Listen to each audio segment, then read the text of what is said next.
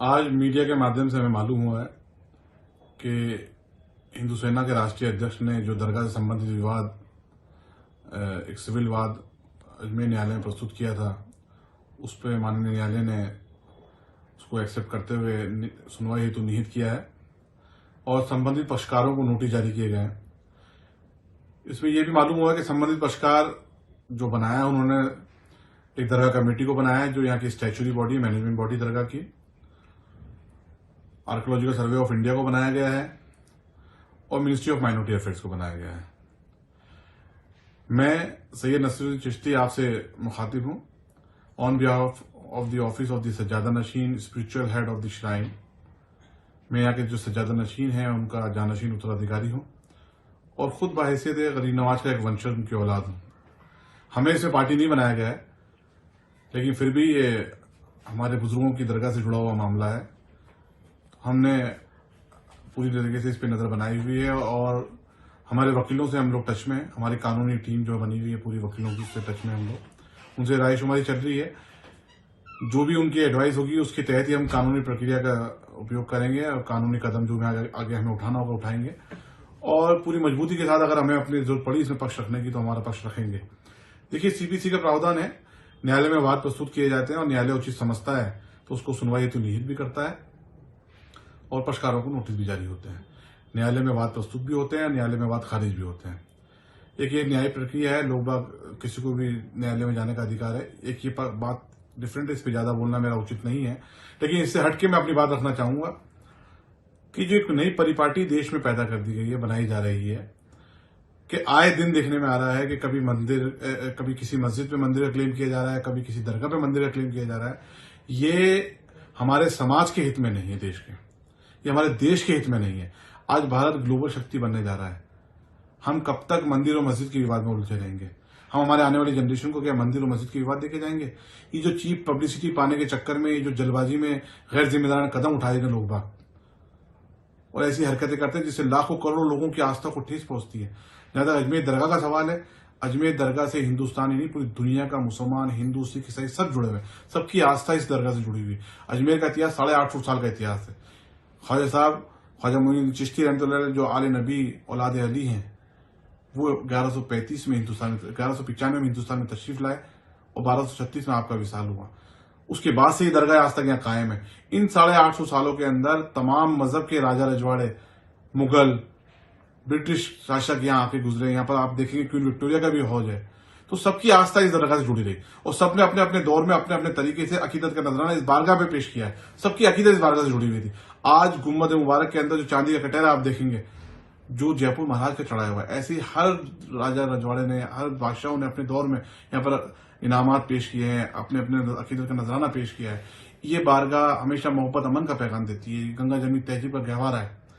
यहाँ पर ऐसा नापाक सोच रखना और इसके बारे में ऐसी बात करना, ये उन तमाम दुनिया के लाखों करोड़ लोग जो आस्था जुड़ी हुई है उनकी आस्था को ठेस है।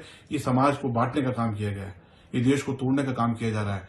मैं हाल ही में जो घटना हुई है अभी रिसेंटली आप देखें संभल के अंदर, मैं उसकी भी सख्त अल्फाज में मजम्मत करता हूँ। 4-5 बच्चे वहां शहीद हुए हैं। आखिर कब तक ऐसे नींद में सूट के लोग आ जाते हैं और आए दिन नए नए क्लेम करते हैं?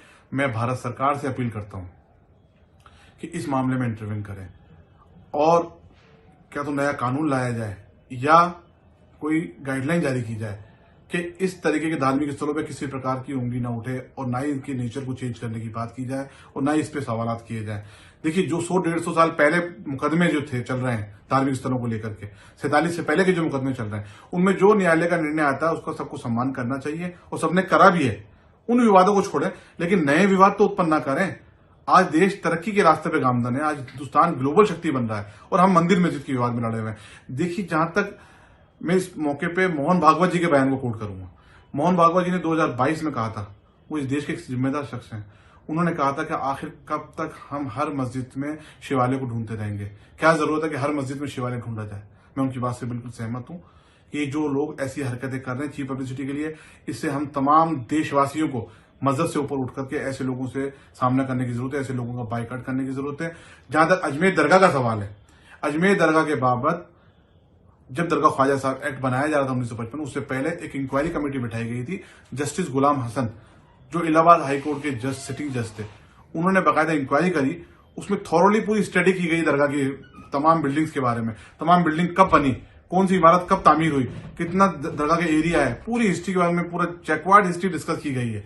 और कहीं से भी किसी भी धार्मिक इस दरगाह के अंदर मंदिर का या उसके अवशेष होने का जिक्र नहीं है। इन 850 सालों के अंदर कई राइटर्स, मुस्लिम्स, नॉन मुस्लिम भी गुजरे, उनकी कई किताबें हैं खड़ी नवाज के ऊपर, लेकिन किसी किताब में, किसी बुक में कहीं जिक्र नहीं है कि यहां पर मंदिर हो या उसके अवशेष हो। ये जो वादी हैं, इन्होंने जो दावा पेश किया है, ये सिर्फ 1910 में जो हरविलास शारदा जी की किताब है अजमेर हिस्टोरिकल एंड डिस्क्रिप्टिव, उसकी बुनियाद बना करके। हरविलास शारदा जी एक सम्मानित व्यक्ति थे इस शहर के, लेकिन वो हिस्टोरियन नहीं थे। उनकी जो किताब में उन्होंने बात लिखी उसकी कहीं ऑथेंटिसिटी नहीं है, कहीं से साबित नहीं होता है। इस 100 साल पुरानी किताब से 850 साल की हिस्ट्री को नहीं मिटाया जा सकता। अजमेर दरगाह के बारे में मैं तमाम देशवासियों से अपील करता हूँ, ये दरगाह हमेशा मोहब्बत, अमन का पैगाम देती आई है। गंगा जमी तहजीब का गहवार है, हम सबको मिलकर के ऐसे समाज कंटकों से लड़ने की जरूरत है। और मैं भारत सरकार से अपील करता हूँ, जो place of worship preservation act 1991 का, उसमें अमेंडमेंट किया जाए और उसको और मजबूत किया जाए कि 47 के बाद में जितने धार्मिक स्थल हैं वो उसी स्थिति में रहें, उनके नेचर पे किसी तरह से सवाल ना किया जाए और ना ही आए दिन कोर्टों में एप्लीकेशन पेश की जाए। वो मेंटेनेबल ही नहीं होना चाहिए, ऐसा कानून आना चाहिए कि इस तरीके के धार्मिक स्थलों को कब तक क्वेश्चनाइज किया जाएगा। कभी किसी मस्जिद के बारे में बात करी जा रही है, कभी किसी दरगाह के बारे में। इसको रोकने की जरूरत है। The place of worship preservation act को और मजबूत किया जाए, उसमें अमेंडमेंट किया जाए ताकि इस तरीके के विवाद ना उत्पन्न हो और देश हमारा तरक्की के रास्ते पे गामदन हो। देश में किसी प्रकार से भी धार्मिक उन्माद ना पैदा हो और ना ही ऐसे लोग कामयाब हो।